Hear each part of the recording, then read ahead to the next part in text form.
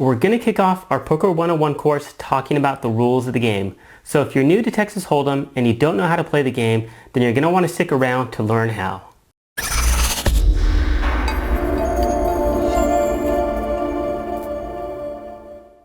Hey guys, welcome to today's video. For those of you that don't know who I am, my name is Alton Hardin. I'm the best-selling poker author of Essential Poker Math and the founder of MicroGrinder Poker School, where our mission is to provide affordable and free poker training for beginning and struggling poker players. So thanks for checking out today's video. Thanks for checking out our YouTube channel. Hope you enjoyed today's video. Let's go ahead and let's get into it. So we're going to kick off our Poker 101 course talking about how to play the game of Texas Hold'em.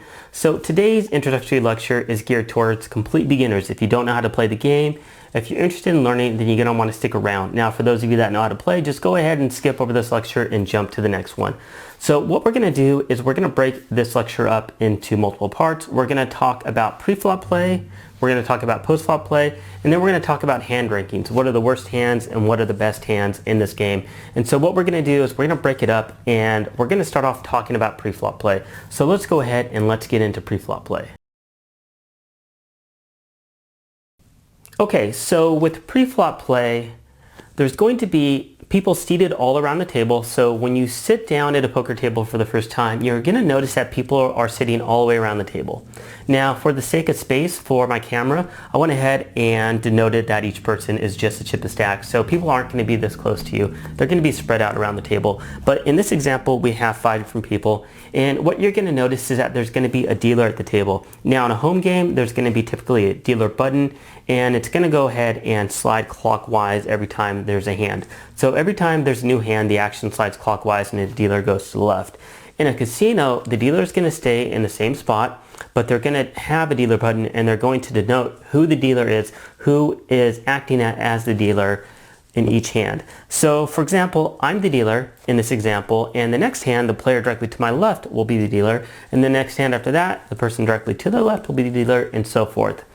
Now, in addition to that, you're going to notice that there's going to be what's called a small blind or little blind and a big blind. And these are the two players directly to the left of the dealer in every hand. The small blind is the one directly to the left of the dealer. The big blind is a person 2 players over to the dealer. What they have to do in every single hand is that they have to put a force bet out. And so the small blind is typically going to be half of what the big blind is. In this example, we're going to assume we have $1 chips, and the small blind has to put $1 out, and the big blind has to put 2 chips, which is $2. So what will happen is that since I'm the dealer, the 2 players directly to my left have to be the small blind and the big blind, and they have to put the force bet out. Now, the whole reason for that is that it forces the action, because if there were never blinds, people would fold all their hands, and the only really reason they want to play is if they had premium holdings. This forces the action. It forces people to play. So as the dealer button moves, what will happen is that this will slide over. So for example, if this person now becomes the dealer next hand, little blind moves over here, big blind moves over here, and it just continues clockwise, and they have to put their force bets out, so forth. And that's how it works. So just keep an eye on out for that, and you'll have an idea. And whenever you sit down at a poker game, you'll know what the small blind and the big blind is. So for example, a 1-2 no limit game, the small blind is going to be $1 and the big blind is going to be $2. In a 1-3 no limit game, the small blind is going to be $1 and the big blind is going to be $3. In a limit game, limit games are a little different. So in a limit game, they'll denote them, for example, 2-4 limit or 3-6 limit. Those are the big bets and the small bets, and we're not going to go into all the details of how those work. But in a limit game, for example, 2-4, the big blind is the 2. And so the big blind would put 2 out, and the small blind would put 1 out. So that's how the blinds work. What will happen is that the dealer will go ahead and shuffle up the deck. So I'm just going to shuffle 1 time, and they'll go ahead and they'll go clockwise, and they'll deal out each player 2 separate cards. These separate cards are your hold cards. So these are your cards that you play. So these 2 cards that I have right here are my cards that I get to play, and they will coordinate with the board texture, the flop, the turn, and the river, the boards that go out here that are community cards later in the post-flop rounds. So what happens is that with these two cards, there's anywhere from really bad cards to really good cards pre-flop. And the best cards are going to be pocket aces. The second best cards are going to be pocket kings. I'm not going to get into all the details of that. I'm going to talk about that stuff in my next course, Poker 201. But what will happen is that pre-flop, the action starts on, and let's go ahead and put the blinds out. The action will start on the person directly left to the big blind pre-flop, because they already have their bets out here. So the action starts here, and then it goes all the way around clockwise and finishes with the big blind. So this person will act first, and they have three different options. They can call the amount of the big blind, they can raise, or they can fold. And so let's just assume that this person wants to call, so they'll put the amount of the big blind out there. And I'll just go ahead and put their chips on their cards just so you can see them. This person can call, raise, or fold. And so let's just assume I'm looking at this card. This card's a crap. He'll throw them in the center. The dealer will take them and they'll put them in a muck pile. And then he'll be out of the hand. And let's say it's on me. I have a good hand I want to raise. Let's say that I raise it. I'll just raise it to 4 chips. Now this really isn't realistic unless we're playing limit. But I can raise it. And now they have to match my bet. So they can call, they can raise, or they can fold. So the minimum amount is 4 chips or $4. Let's assume that this person has a bad hand. They throw it away, and this now goes in the center. They don't get it back. And let's assume that this person decides to call and comes back around here, and this person decides to call as well. And so now what happens is that now we only have a total of 3 different players left in the hand. So once the action is done pre-flop, they'll go ahead and slide the money in, and that'll go into the pot.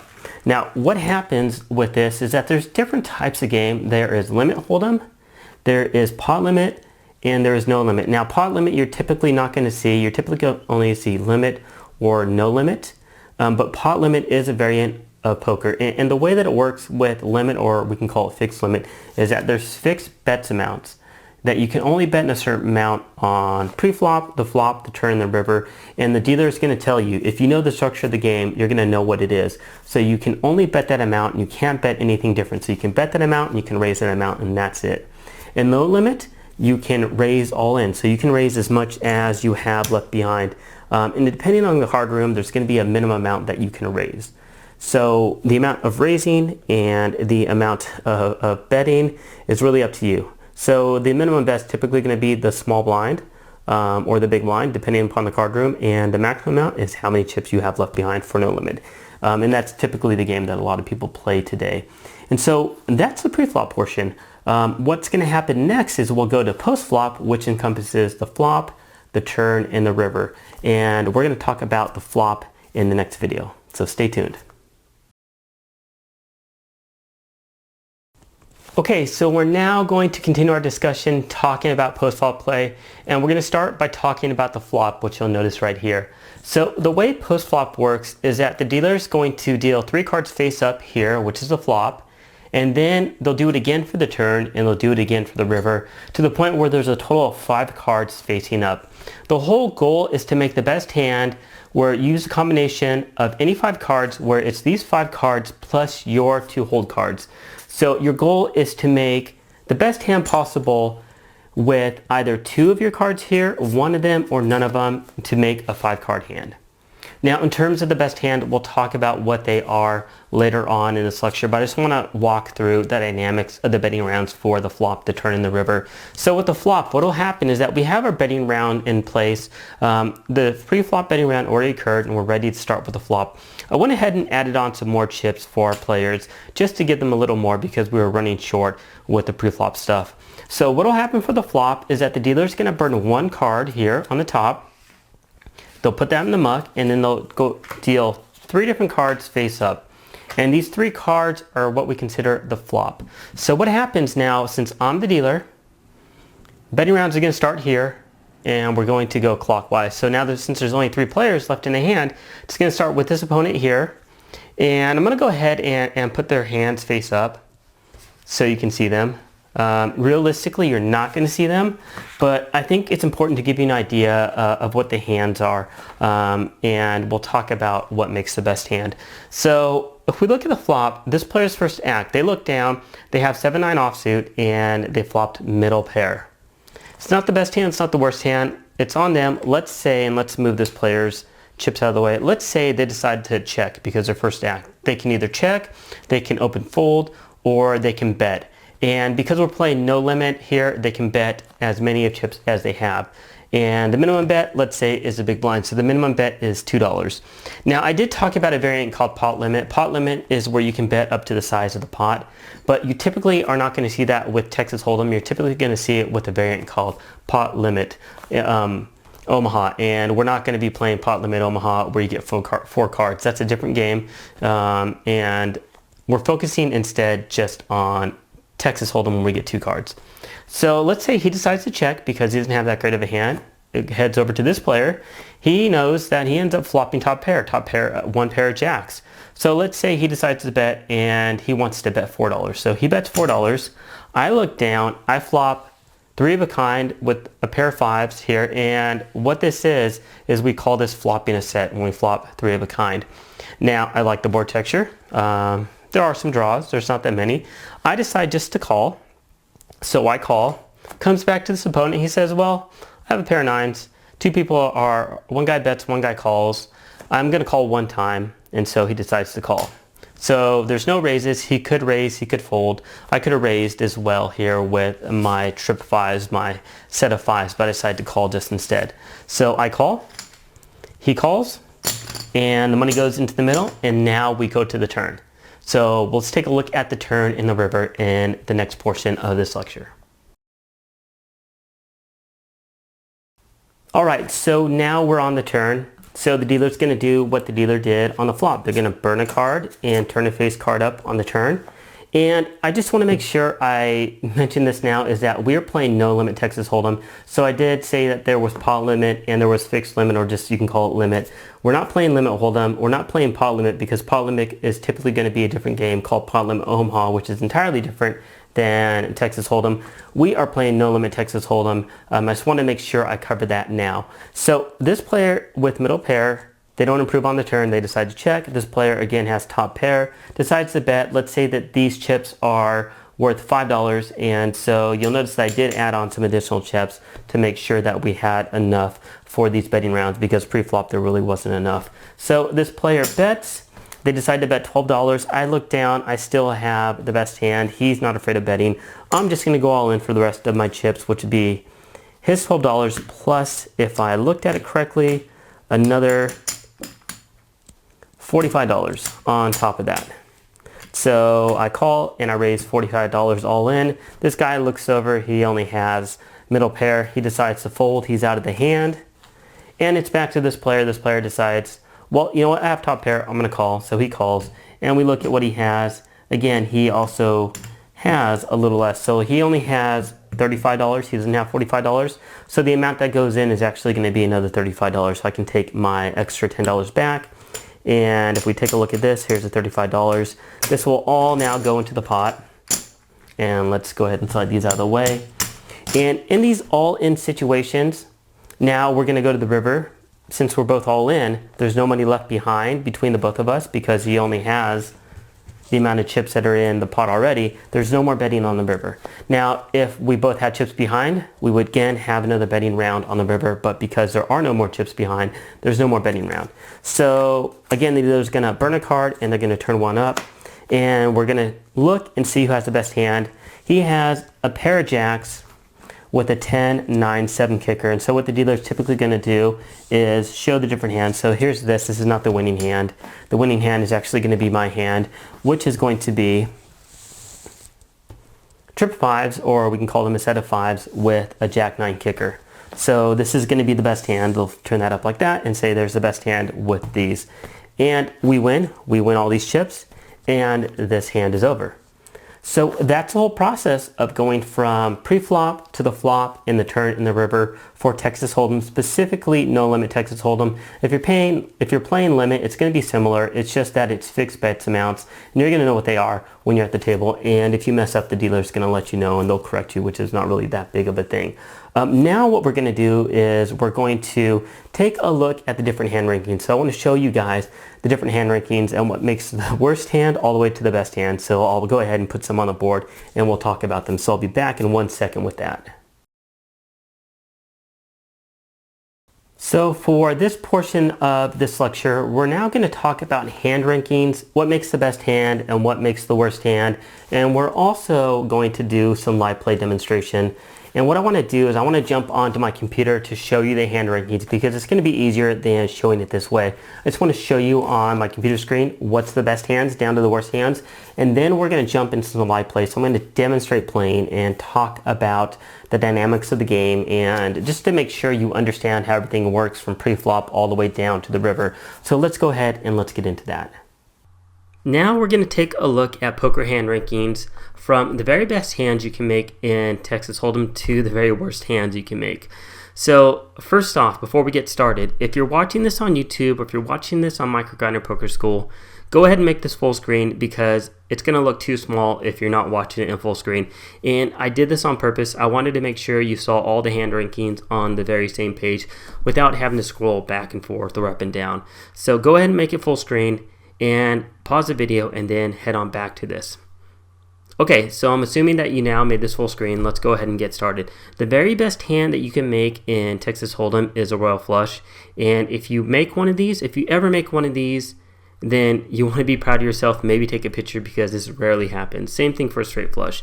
So a royal flush is an ace, king, queen, jack, and 10, all of the same suit. So it has to either be of diamonds, hearts, clubs, or spades. That's the royal flush. That's the very best hand, and it's rarely ever made in Texas Hold'em. The second best hand you can make is a straight flush. Again, this is rarely ever made in Texas Hold'em as well. This is 5 cards in sequence, all the same suit. So they just have to be in sequence. So for example, you see on the screen, it's 8, 7, 6, 5, 4. They're all the same suit. That would be a straight flush. Another one would be ace, 2, 3, 4, 5. We call that the wheel straight. But if it's all of the same suit, that is straight flush. So anything that is 5 cards in sequence, but it's not ace through 10, and then that's a straight flush. The third best hand you can make is 4 of a kind. So very simple. This example is 4 jacks. So if you had 4 aces, 4 kings, 4 queens, that would be 4 of a kind. That's the third best hand. The fourth best hand is a full house, and that is 3 of a kind plus a pair. So this example is 3 tens plus a pair of nines. The fifth best hand you can make is a flush. So that's any 5 cards of the same suit. They don't have to be in sequence. They just need to be all 5 of the same suit. So they need to be spades, clubs, diamonds, or hearts. The sixth best hand that you can make is a straight. And that's 5 cards in the same sequence, but not the same suit. So in this example, you notice that we have the 9 of clubs, the 8 of diamonds, 7 of spades, 6 of diamonds, and 5 of hearts. That would be a straight. They just have to be in sequence. They don't need to be the same suit. The seventh best hand is 3 of a kind. So for example, this is what I had earlier in this lecture. In our example, I had 3 5s. In this one, we have 3 7s with a king and a 3 kicker. The eighth best hand is 2 pairs. So in this example, this person has a pair of 4s, a pair of 3s with a queen kicker. The ninth best hand would be 1 pair, and that's simply 2 cards of the same rank. So for example, this opponent has, or this person has, a pair of aces with an 8, 4, and a 7 kicker. And then if you don't have any of those, if you don't have a pair, if you don't have 3 of a kind, a straight, a flush, a full house, or better, then you simply just have a high card. And in this example, this opponent just has a jack high with an 8, 4, 3 deuce kicker. So those are the hand rankings. Now the way that it works is that, let's say one person has 1 pair, another person has 2 pair, the person with 2 pair wins. If another person has 3 of a kind and another person has straight, the person that has a straight wins. So it's always the person in the hand that has the very best hand. Now let's say that somebody has a full house and another person has a full house. Well, it's the person that has the bigger full house is going to win. So you can have smaller full houses, you can have bigger full house. A good example would be, let's take this board. Let's say that somebody has 3 10s and 2 8s, and another person has 3 10s and 2 9s. Well, the 10s full of 9s beats the 10s full of 8s. So the person that has the 10s full of 9s is going to win that situation. Same thing for a flush. Let's say that one person has an ace high flush, another person has a jack high flush. The ace high flush is going to win because it has a higher card. Same thing for a straight. Let's say that somebody has this straight with 9 high, another person has a 10 high. The person with the 10 high straight is going to win.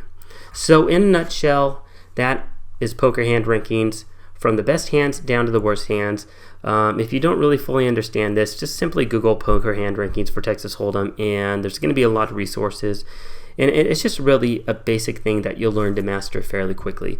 So now what we're going to do is we're going to jump over to some live play, and I'm going to demonstrate some Texas Hold'em in action so you guys can actually see everything I've been talking about in action. And we'll go ahead and play maybe 5 or 6 hands just to make sure you guys understand the pre-flop play, the post-flop play, how the dealer button works, how it moves clockwise, and how the blinds work as well. So let's go ahead and let's jump over to that. Alright, so I went ahead and loaded up one table of what we call 5NL. This is a maximum of a $5 buy-in game online on Ignition Casino. The small blind is 2 cents and the big blind is 5 cents. I am in the big blind starting out, and so I have to post my big blind. So pre-flop, you'll notice that the action starts with the person directly to the left of me. So on the big blind, player number 4 is a small blind, player number 3 is what we call on the dealer button. And so pre-flop action is going to start here, go all the way around, and then finish with me. So player number 2 decides to raise. So when it's actions on him, he can call the 5 cents, he can raise, or he can fold. Actions on me, I can fold, I can call, or I can raise because there's no limit. So I'm going to go ahead and call with my 3s. And now I'm first to act post-flop. So post-flop, the action starts with the blinds, whoever's left in the hand. I have 4th best pair, so I decide to check. I can check or bet. And because there's no limit, I can bet up to how much money I have behind in my stack.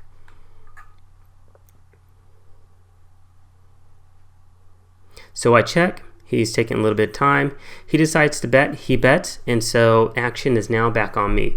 If I want to see the turn, I can either call his 16 cents. If I feel like my hand is good enough to raise, I could raise, or if I wanted to bluff, I could raise, bluff as well. And I can raise as much as how much money I have behind. Since my hand isn't that good, I just go ahead and fold. And he takes it down. So you'll notice now that the dealer button goes clockwise every single hand. So when that hand ends, it moved over here. He's now on the button. I'm in the small blind. Next hand, I will be on the button. He'll be in the small blind, and he will be in the big blind. So we have a pair of jacks. We call these pocket jacks. Action is on me. Well, action's not on me yet. Now action is on me. So I'd elect to raise. I raise to 15 cents, and he folds, and we take it down. Now again, dealer button goes clockwise, and really that's what I really want you to get out of this, is that the dealer button is always going to go clockwise. The action's always going to go clockwise. And so this is how we get the forced bets, and how everybody has to take their turn putting in these forced bets, these blind bets, meaning the small blind and the big blind. So this player decides to open raise pre-flop. The action's on me. I can either fold, call his raise, or I could re-raise. Again, my hand isn't that good, so I'm just going to fold.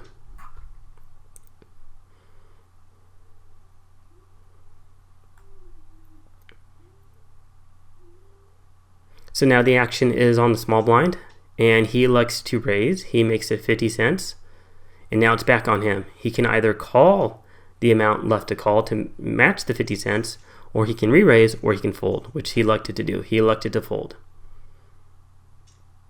So he again raises.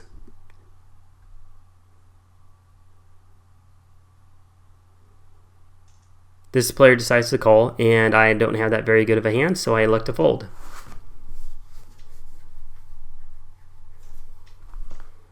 Flop is a jack 10-5. We call this a rainbow flop because it's 3 different suits. We have a heart, a spade, and a diamond. So whenever there's 3 different suits, we simply call it rainbow. So he bets 42 cents into the pot of 48 cents. He bets a pretty big size, and he takes it down.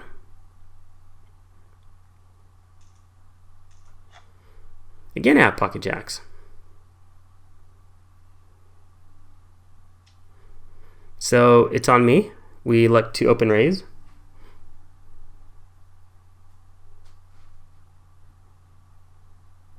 Now again, it's going to go clockwise. And we just wait for everybody else to determine what they want to do, if they want to call, if they want to raise, or if they want to fold. Now, I'm not going to be talking about all sorts of different strategies and how you should play pre-flop and post-flop in this lecture. In this lecture, the whole purpose is just to show you how the game works, to give you an idea of how to play this game, how to play what we call no limit Texas Hold'em, or just Texas Hold'em in general. So now it's back on me. He raises, and I have a decision to make. I can either fold, I can call, or I can raise. I'm not going to talk about the strategy. I'm just going to call in this situation. And now, because he is in position to me, he's on the button, and I am first to act because I am close to the button. Everybody else folded, so now it goes clockwise. I'm first to act. I like to check because I don't have that strong of a hand. I have a pair of jacks. He checks back. Again, on the turn, the action is on me. I'm going to check back as well.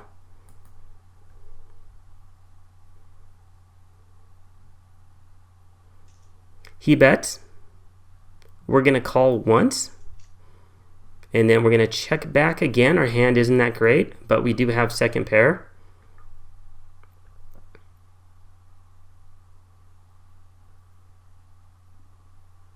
And the action is on him again.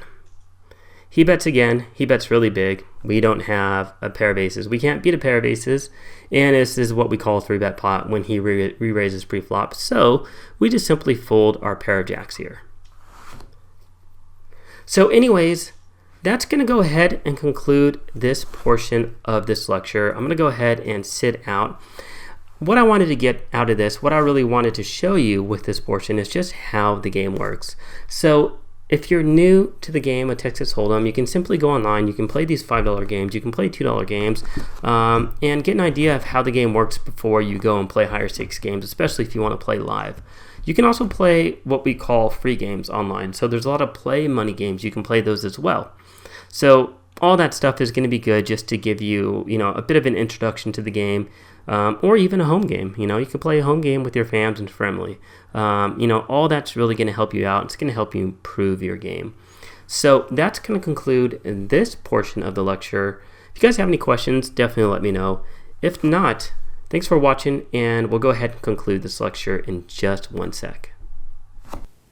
Well, that's going to conclude our introductory lecture on Texas Hold'em. So we talked about a lot of different things today. We talked about pre-flop play. We talked about our blinds, right? Our big blind, our small blind, and our dealer button, and the importance of understanding how they rotate clockwise as we play from one hand to the next. We talked about the betting structures for limit and specifically no limit because really, let's face it, that is the most popular game today. And then we also talked about how the game works. We talked about how we each get our 2 hold cards, and then there's the community cards out on the board, right? There's the flop, the turn, and the river, and how we need to take those 5 cards that are the community cards and our 2 cards ourselves to make the best 5-card hand. We then talked about the hand rankings, so I quickly introduced you to what are the best hands and the worst hands you can make in this game, and then I did a short demonstration of doing some live play on Ignition Casino. Now, if you still want to get some more practice in, my recommendation is to start off with playing with play money games. There's a lot of them online. A lot of the online casinos allow you to download their clients and play free money games, so play money games. Or you can go to Facebook and there's Zanga Poker. You can play that and it's free money. So my recommendation is always start off at the free games. If you're just trying to learn the game, then once you have the basics down, jump to some micro stakes games or play a home game with some friends and family, and then jump into the deeper waters where you're playing for higher stakes once you have a better idea of what you're doing. So that's going to conclude this portion of the course in this lecture.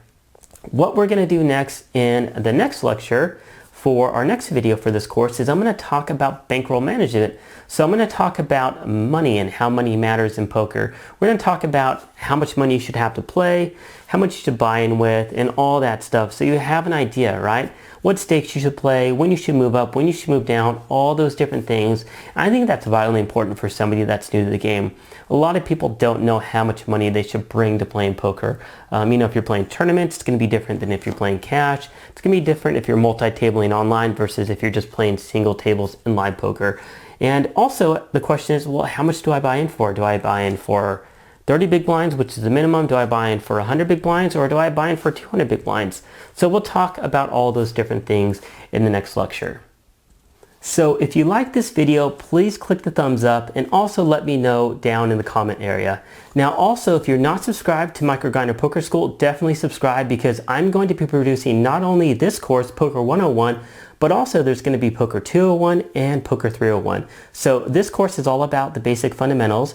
Poker 201 is going to get into solid strategy for pre-flop play, and then Poker 301 is going to get into solid strategy for post-flop play. So if people like this course, then I'm going to produce Poker 201 and then Poker 301, but only if I get good feedback for this course. So if you're not subscribed, please subscribe. If you have friends and family members that might be interested in this stuff, let them know. Tell them to subscribe. Tell them to watch the videos. And also, if you guys want to support what I'm doing with this YouTube channel to keep it going, check the description area below. Check my Patreon account. You guys can check that out, and you guys can help me out there to keep this going, because I don't make much to any money from this YouTube channel. It's really just giving back to you guys and providing you guys solid free content on how to become solid winning poker players. So again, thanks for watching. I appreciate it. I hope you guys have a great day, and I'll see you guys at the next video. Take care.